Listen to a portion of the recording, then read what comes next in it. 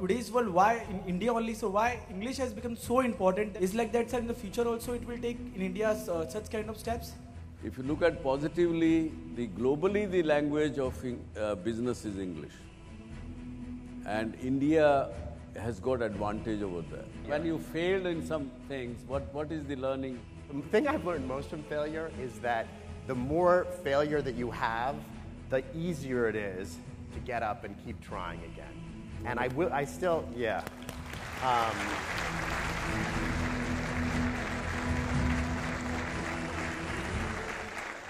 Namaskar.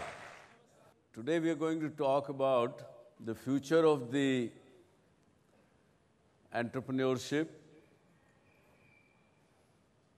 or the future of the jobs, businesses, what the life would be like in the future. मुझे लगता है कि बहुत सी चीज़ें शायद उसमें से आप लोगों के लिए सरप्राइज भी होंगी. Are you ready for some surprises? Yes, sir. In your mind, what do you think, how the businesses will be conducted, let's say 20 years from now? I think it would be very ethical because we are moving towards a growth, and it would become more ethical and more established and more organized. What if I say to you that you will not require any credit card, you will not have any identity card, just this skin.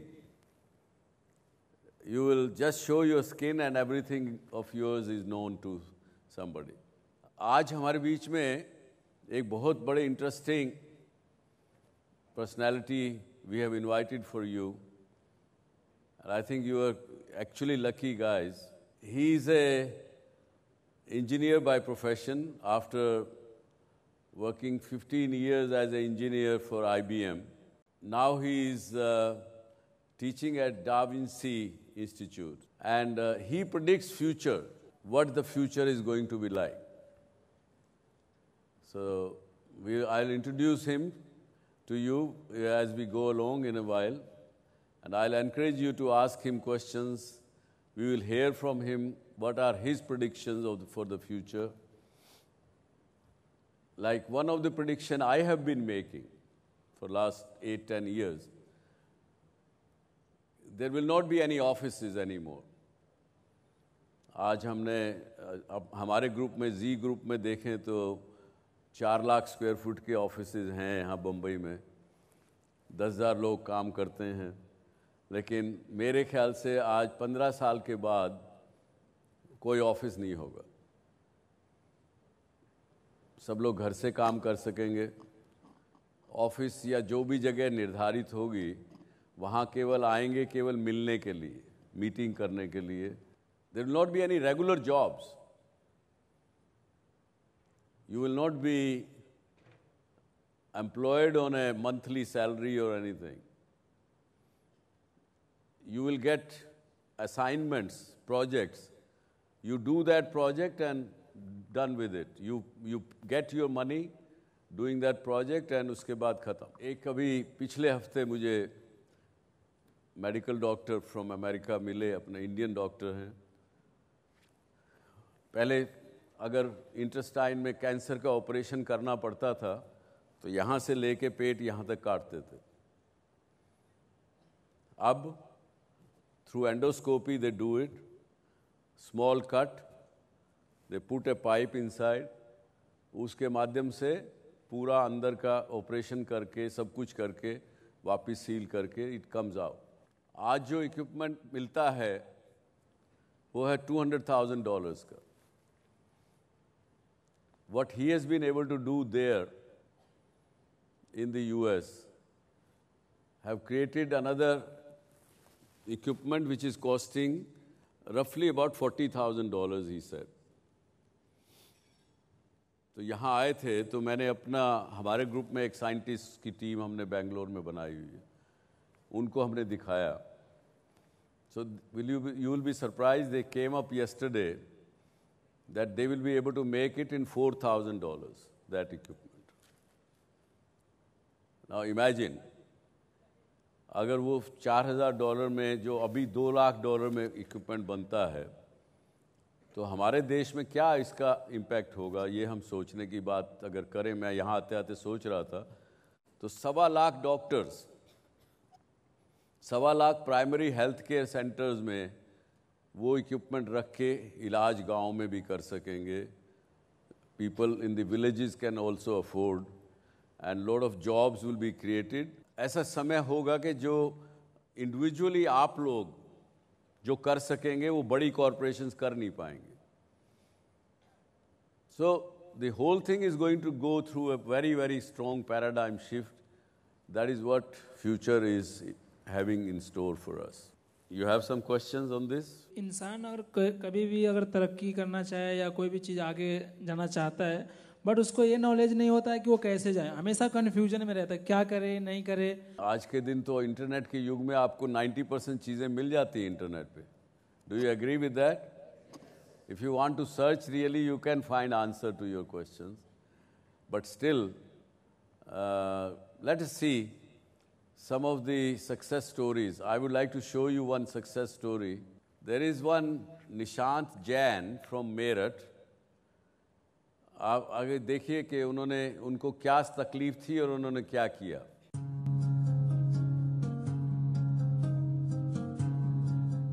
Meerut के पंजाबी पुरा colony में रहने वाले निशांत जैन का जन्म बेहद ही सामान्य परिवार में। निशांत की पूरी पढ़ाई हिंदी माध्यम से हुई। हिंदी में एमए करने के बाद डाक विभाग में क्लर्क के पद पर नौकरी भी शुरू की, लेकिन लक्ष्य था आईएएस ऑफिसर बनने का। लेकिन जब उन्होंने पहली बार सिविल सर्विस का एग्जाम दिया तो वो प्रीलिम्स भी क्लियर नहीं कर पाए। अपनी मेहनत सफल होती न देख निशांत अंदर ही अंदर टूट गए। ऐसा लगा कि मातृभाषा का इस्तेमाल उन्हें विफलता की ओर ले जा रहा है। कुछ ऐसी ही विषम परिस्थिति में निशांत ने डॉक्टर सुभाष चंद्रा शो देखने की शुरुआत की, जहां से उन्हें हर परिस्थिति में आगे बढ़ने की प्रेरणा मिली। पहले टर्म में प्रीलिम्स ही क्लियर नहीं हुआ तो बहुत निराशा हुई कि जब पहले टर्म में प्रीलिम्स ही क्लियर नहीं हो रहा तो तैयारी भी की थी फिर भी नहीं हुआ, तो लगा कि मैं शायद नहीं कर पाऊंगा। मैं तो यही कहता हूँ कि ये टाइम मैनेजमेंट की वजह से ही हो पाया है, क्योंकि जॉब मैं 2 साल से जॉब कर रहा हूँ और मैं वीकेंड में ज़्यादा पढ़ता था, शाम को थोड़ा थोड़ा पढ़ता था। अब आलम यह है कि निशांत इस वर्ष के सिविल सर्विसेज के एग्जाम में देश में 13वीं रैंक और हिंदी माध्यम में प्रथम स्थान पाने वाले व्यक्ति बन गए। आज निशांत डॉक्टर सुभाष चंद्रा शो को युवाओं के लिए किसी वरदान से कम नहीं मानते। देखिए, जीवन में परेशानियां सबके आती हैं, कोई बिखर जाता है और कोई निखर जाता है। तो सुभाष चंद्रा शो से हमें ये मदद मिलती है कि जो परेशानियां आई उनमें बिखरे नहीं, उनमें निखरे हम। वाकई निशांत की सफलता देख यही लगता है कि उन्होंने अपनी विफलताओं से भी अपनी सफलता का रास्ता बना ही लिया। तो आपकी बात का जवाब यही है कि कंफ्यूजन है तो कंफ्यूजन को दूर करें। Have faith and confidence in yourself and your abilities to succeed. Today's world, why in India only? So why English has become so important that in getting in any interview, we have to speak. If the person in Hindi speaks in interview, so there are some lacking points in that, and the person with having good communication skills in English has given more importance. Is like that, sir. In the future also, it will take in India such kind of steps. I don't know whether it is unfortunate or fortunate. I think if you look at positively, I would like to look at it positively. If you look at positively, globally the language of business is English. And India has got advantage over there.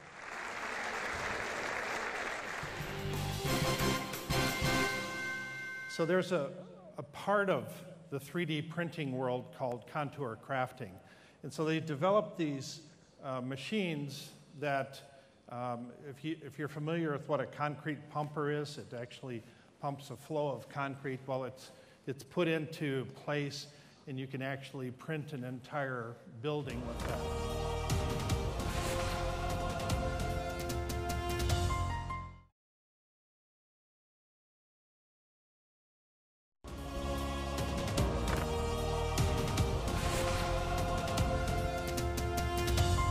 Please welcome Mr. Thomas Frey. He is the futurist.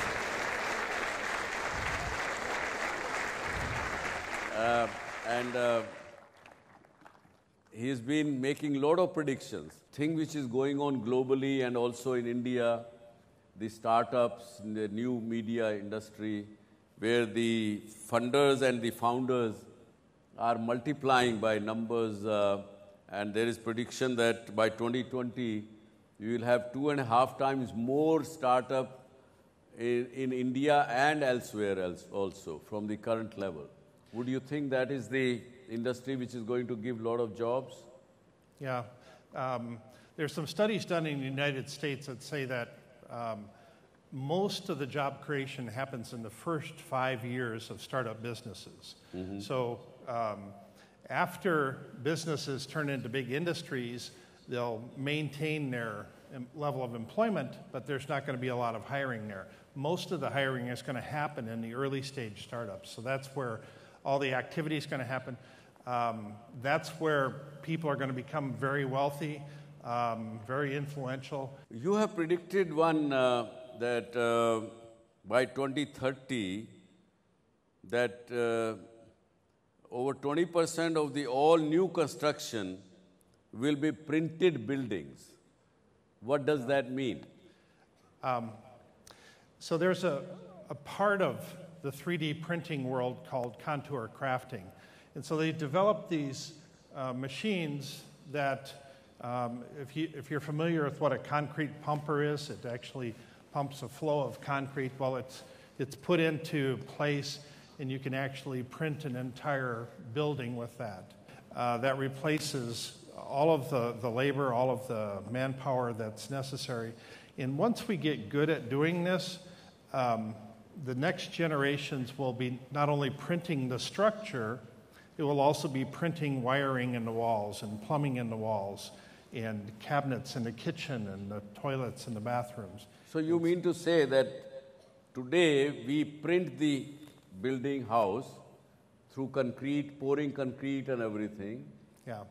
You think you will have a different method of printing which will make the house in one day?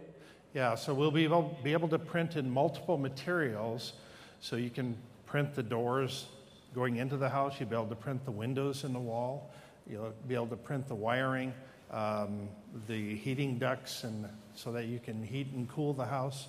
All of that can get incorporated into the design of this structure. With all of this automation, it gives us additional capabilities. We automate a lot of jobs out of existence, but it gives us the ability to do much more. So let me just go through these quickly here. With automation, every exponential decrease in effort creates an equal and opposite exponential increase in capabilities. I'll give you a quick example here.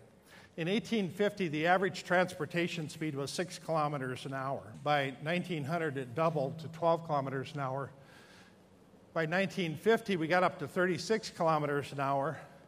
And then by 2000, because so many people are flying, we're averaging 110 kilometers per hour. Now, if you follow that trend line, then by 2050, we should reach 240 kilometers an hour. And so you mean to say that the vehicle will will be driven at 337 kilometers per hour in 2050? Yeah. Maybe not downtown Mumbai. Yeah, okay. That's what I got scared of. But we're going to be developing tube transportation and other systems that will enable us to get across to different continents very quickly. Yeah, sure. Okay. The second law is as today's accomplishments become more common, mega accomplishments will take their place. And as we raise the bar for our achievements, we also reset the norm for our expectations. So as things become easier to do, we'll just do more of it, and we'll just expect more. And that's what creates more jobs. We need to set our sights much higher. Now, technology like this is also going to create lots of new jobs. Virtual reality engineers, coders, producers, system anthropologists, augmented reality architects, we can get very creative with our thinking in this area. Thank you very much, Tom, for coming. to our show. All right. Thank you very much. Thank you. Now, we'll continue. This is another great motivator is there amongst us. I have Jason with me. He is a disruptor. He created disruption in the production industry, movie industry. We would like to hear from him what he did. But before that, Jason, we call you. We have few people in our country, some of the success stories. I'm going to show to you a 80-year-old person who has been doing since 1947. The people, those who get lost in a large gathering, in the Kumbh Melas and things like that. So he has united more than 1 million people from there near and dear. Just look at it.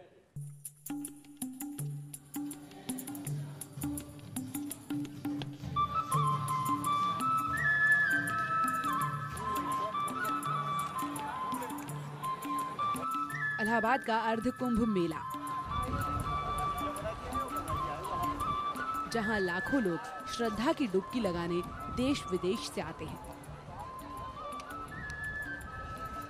लेकिन लाखों लोगों की इस भीड़ में शंखों और ओम नमो शिवाय के जाप के बीच कुछ सिसकियां भी गूंजती हैं।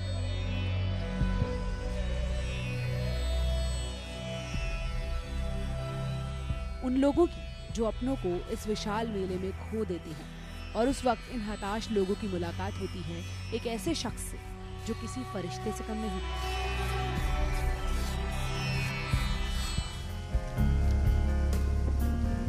89 साल के राजा राम उर्फ भूले भटके तिवारी पिछले 70 दशक से करीब 15 लाख लोगों को उनके परिवार से मिला चुके हैं। न किसी सरकारी महकमे की सहायता, न ही किसी बैंक या संस्था से लिया गया पैसा, सिर्फ अपने परिवार की मदद से शुरू किया खोया पाया शिविर। ये तब उस समय कोई व्यवस्था नहीं मिली थी, गवर्नमेंट थी तो झुग्गी झोपड़ी लगा के रहते थे, न बिजली था, न पानी था, न रोड था, न कुछ नहीं था उस समय। तो जो बुढ़िया निकलती थी कुरिया से, अपने कुरिया नहीं भूजती थी, लाइट नहीं था तो रोने लगती थी। तो 9 आदमी हम लोग इलाहाबाद के मिल करके ये संकल्प किया कि भाई चलो की सेवा किया जाए। चाहे उम्र अब साथ न दे रही हो, लेकिन राजा राम के हौसले अब भी बुलंद हैं। और अपने पिता का यही जज्बा देखकर उनके सबसे छोटे बेटे उमेश तिवारी भी इसी काम से जुड़ चुके हैं। 1946 में शुरू किए गए खोया पाया शिविर को अब यही चलाते हैं। लगता है कि एक इंसान होके इंसान के काम आना, लगता है परमात्मा ने कितनी बड़ी हमें जिम्मेदारी दी है। तो अगर आपके पास भी है किसी ऐसे शख्स की कहानी जिसने कर दी अपनी जिंदगी दूसरों के नाम, तो हमें लिख भेजिए clubdsc@zmedia.slgroup.com पर। So this is the kind of thing we have.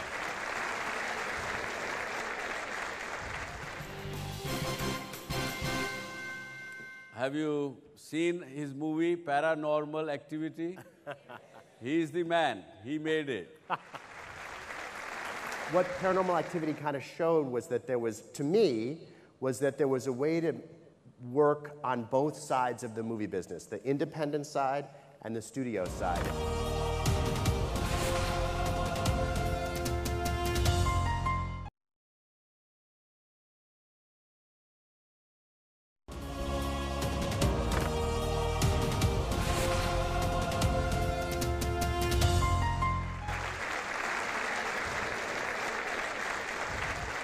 Some of you were asking me during this break that what are the, if not that kind of radical thought, what can we do almost immediately? To my mind, there are businesses which are like healthcare, for example, I think is going to be a very, very, very growing business in the future. It's not going to remain a monopoly of a large corporations, large hospitals. You can do lots of things in the healthcare, starting from a one-man show to 5 people, 10 people, lots of things you can do in the healthcare. You can start doing building a care for the elderly as a business, not only as a social activity, but you can start doing that as a business. You can start keeping some elderly people, they will pay you money. There are a lot of people Indians living abroad, those who are having difficulty in keeping their parents with them. Now we have with us Jason Blum, who was almost, people had lost faith in him, a disruptor and a motivator. Please come, Jason. Give him a big hand.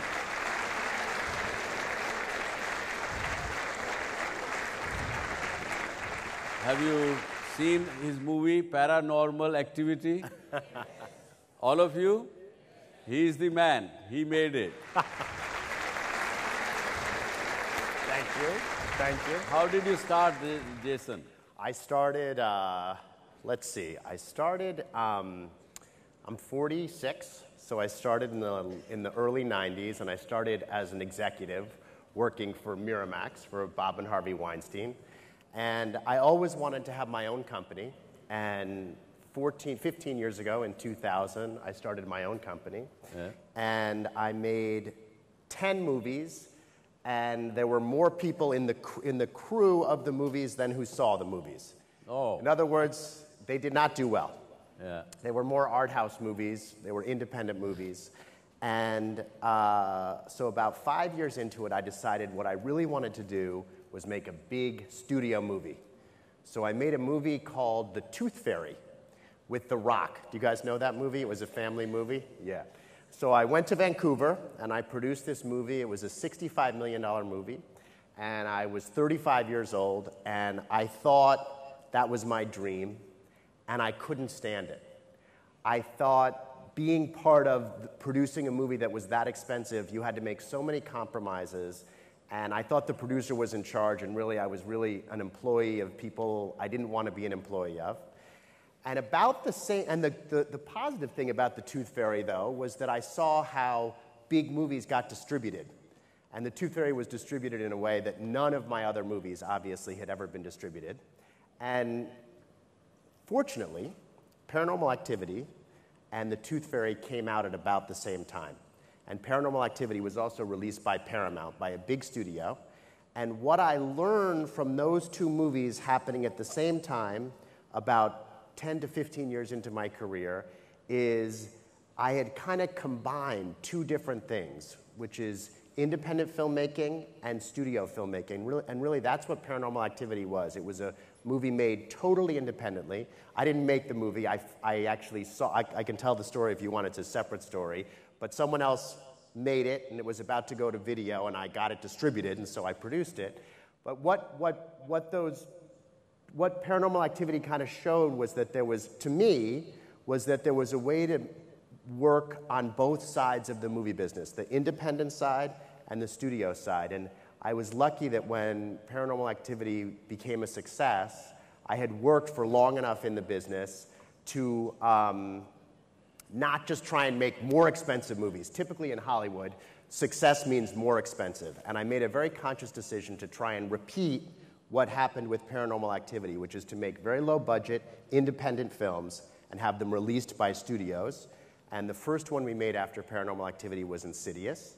And then we've made sequels to that, and we made Sinister, and we made The Purge, and we made Ouija. And I guess about the third or fourth time, the second time people thought I was nuts, but the third or fourth time people kind of thought we had something that was working.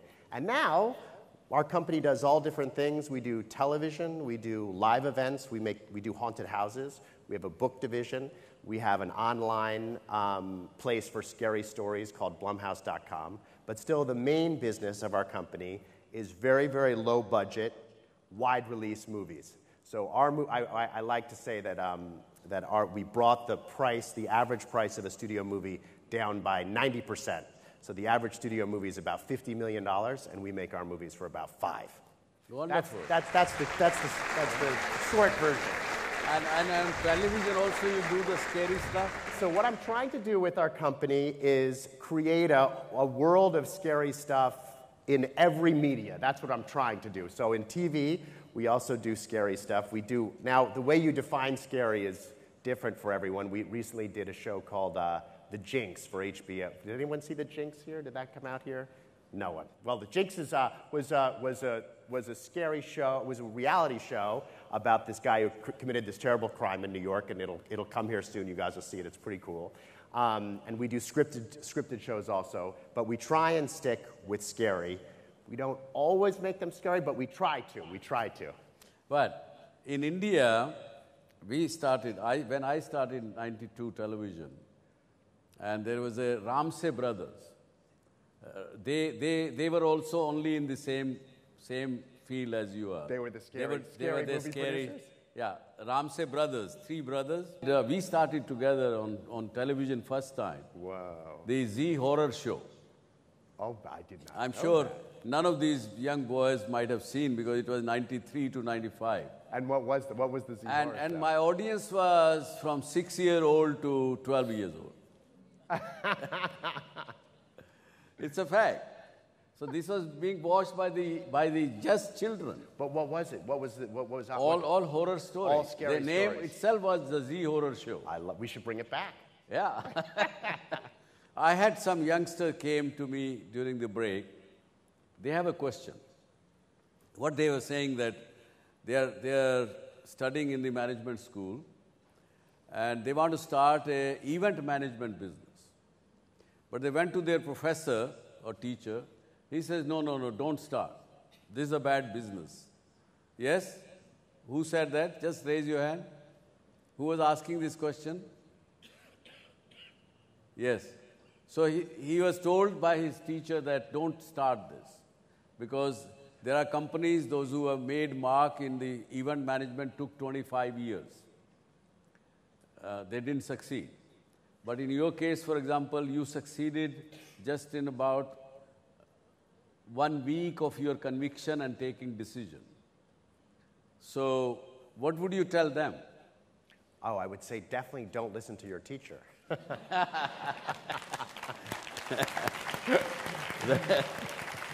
Yeah.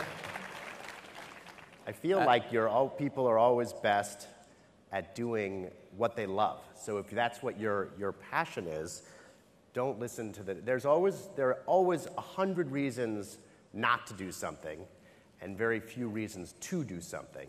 But I feel like the one thing that I have learned going through, and I've made many, many, many mistakes in my career, but that if you kind of pursue what you love, generally things work themselves out. They don't work themselves out like you think they're going to, Yeah. but they seem to work themselves out. They will work out. Have faith. Have confidence in yourself. Just do things with the passion. If you believe in your idea, go for it. That's what Jason is saying. I agree Yeah. with that. Collection of the movies totally depend on the marketing. I want to know your point of view. But my thought is it's 50% the movie and it's 50% the marketing of the movie. It's really half and half.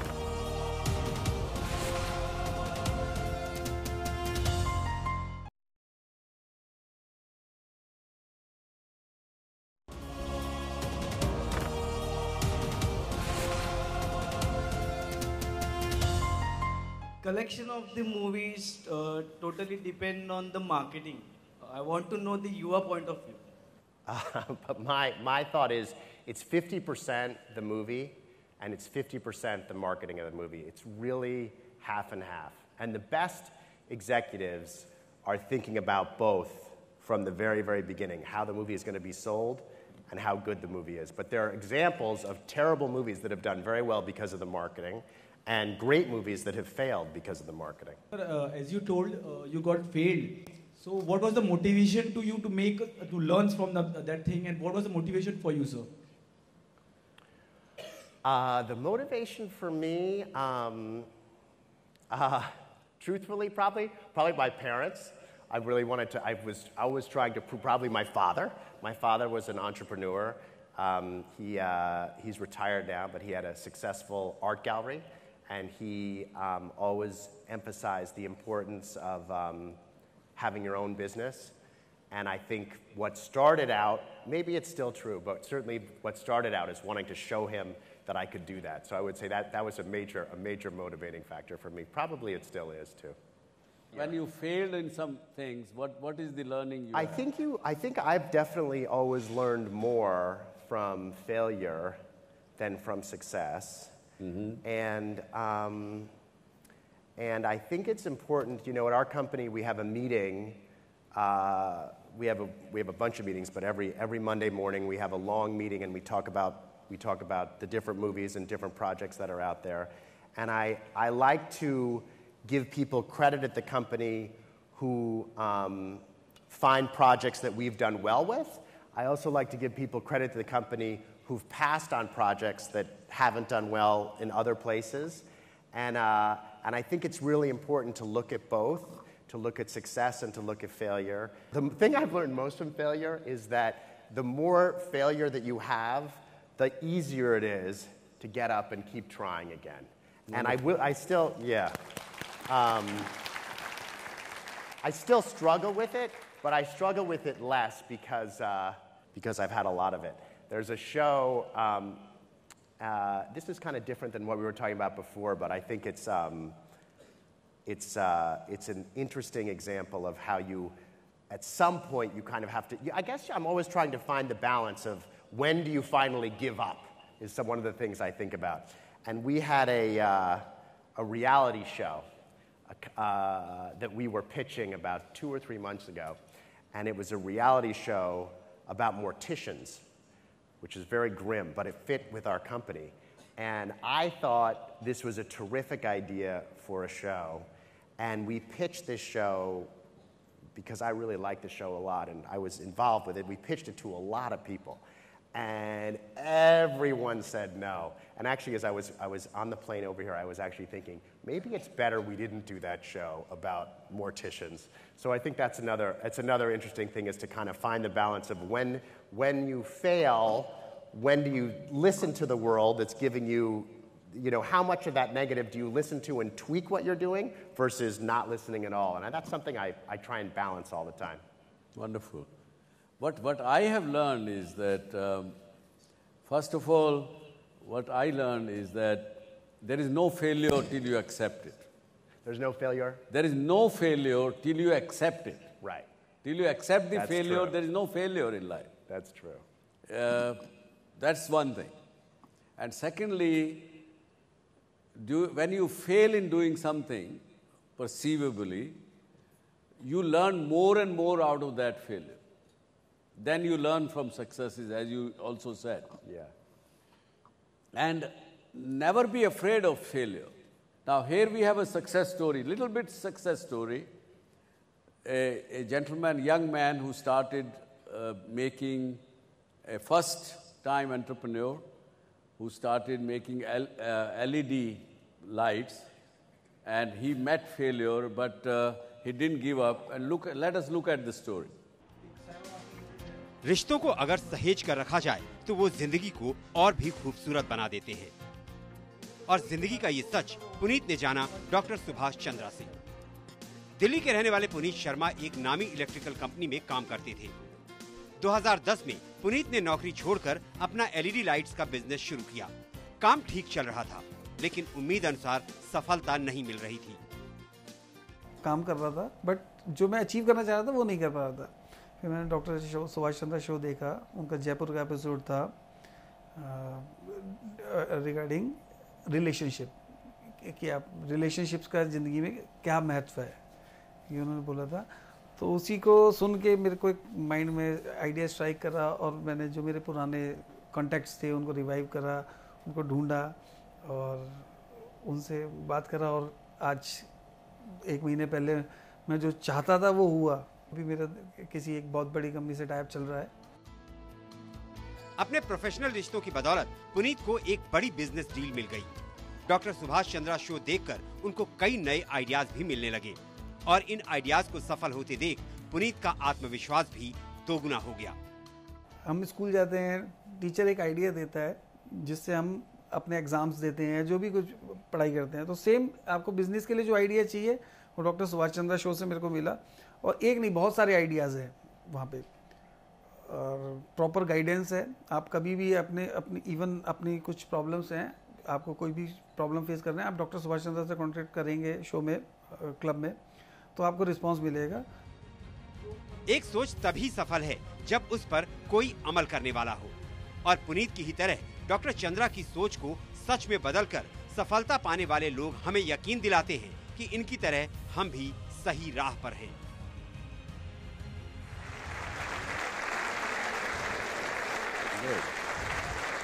This chap was failing in the business, but he saw this show and he got some idea that when you know a lot of people, develop your relationship, go back to them, maybe they can help, somebody can help, and somebody did help and he is now successful. Very cool. As a producer, what are your views that for the success of a movie, the box office collection matters or the great story? What are your views? That's a great question. We did a movie last year called Whiplash, which didn't have very good box office, but it had good critical response. So I would change a little bit. What we think about a lot is what's more important, the critical response as opposed to good story is subjective. The critical response or the box office? And my answer to your question is they're both important, but we try really hard to address that question first, not later. And I think one of the big mistakes that Hollywood makes is they're always trying to do both. And I think when you do both, you oftentimes risk winding up with neither one. So there are certain movies, obviously we try and make all our movies good and to have good stories, but there are certain movies that we're very clear that we're making this because it's commercial. But tell me, Jason, why only horror movies? For us? Yes. Why you don't want to look at other genres? We look at them occasionally, but I feel like Pixar means something, Disney means something, and what I'm pushing, that's my dream, 20 years in the future, right? To someday, that Blumhouse really, when that comes up on your TV or on Apple TV, that you know you're going to get a specific kind of content behind that, and I think that's helped us so far, and I think that's what I'm kind of aiming for, so that's why we continue to do scary. That's wonderful. Okay, so this was all about basically entrepreneurship. You can see that how he started, he didn't get afraid of failure. Have passion, have faith, have confidence in yourself, in your ideas, and you will succeed. Thank you very much. Thank you. Thank you.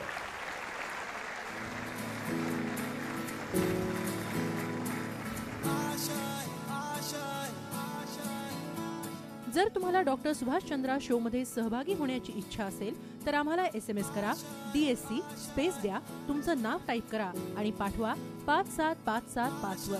तुम्ही ईमेलही करू शकता dsc@zmedia.slgroup.com वर.